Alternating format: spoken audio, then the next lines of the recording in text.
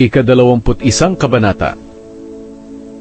Nang mamatay si Jehoshaphat, inilibing siya sa libingan ng mga ninuno niya sa lungsod ni David, at ang anak niyang si Jehoram ang pumalit sa kanya bilang hari.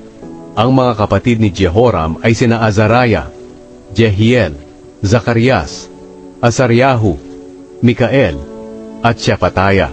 Silang lahat ang anak ni Haring Jehoshaphat ng Huda. Binigyan sila ni Jehoshaphat ng maraming regalo na pilak at ginto, mahahalagang bagay, at mga napapadirang lungsod sa Huda. Pero si Jehoram ang kanyang ipinalit bilang hari, dahil siya ang panganay. Ang paghahari ni Jehoram sa Huda. Nang matatag na ang paghahari ni Jehoram sa kaharian ng kanyang ama, ipinapatay niya ang lahat ng kanyang kapatid, pati ang ibang mga opisyal ng Huda. Si Jehoram ay 32 taong gulang nang maging hari. Sa Jerusalem siya tumira, at naghari siya roon sa loob ng 8 taon. Sumunod siya sa pamumuhay ng mga hari ng Israel, gaya ng ginawa ng sambahayan ni Ahab, dahil ang kanyang napangasawa ay anak ni Ahab. Masama ang ginawa niya sa paningin ng Panginoon, pero dahil sa kasunduan ng Panginoon kay David, hindi niya nilipol ang angkan ni David. Nangako siya kay David na hindi mawawalan si David ng angkan na maghahari magpakailanman. Nang panahon ng paghahari ni Jehoram, nagrebelde ang Edom sa Huda, at pumili sila ng sarili nilang hari.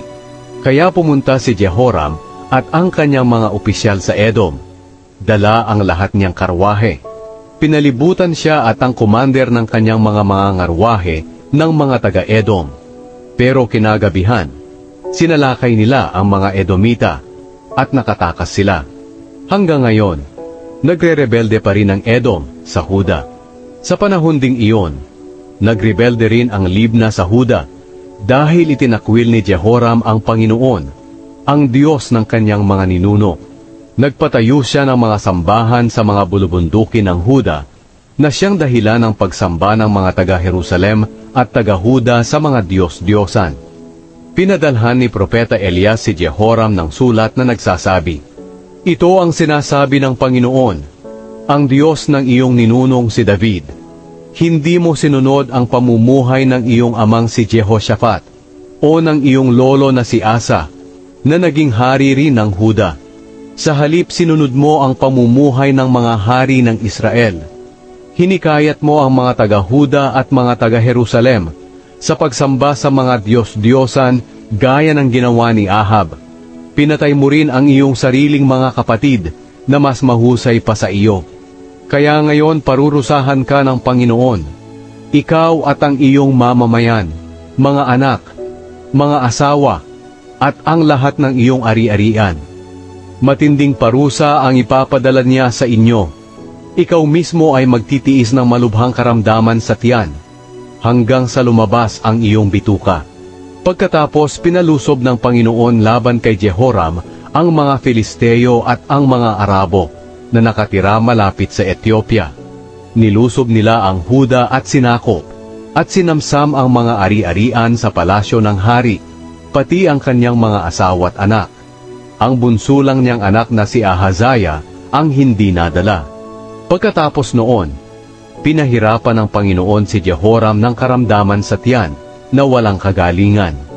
At pagkalipas ng 2 taon, lumabas ang kanyang bituka dahil sa karamdaman, at namatay siya sa sobrang sakit. Hindi nagsindi ng apoy ang kanyang mamamayan sa pagpaparangal sa kanya, tulad ng kanilang ginawa sa kanyang mga ninuno. Si Jehoram ay 32 taong gulang nang maging hari. Sa Jerusalem siya tumira, at naghari siya roon sa loob ng 8 taon. Nang mamatay siya, walang nagluksa sa kanya. Inilibing siya sa lungsod ni David, pero hindi sa libingan ng mga hari.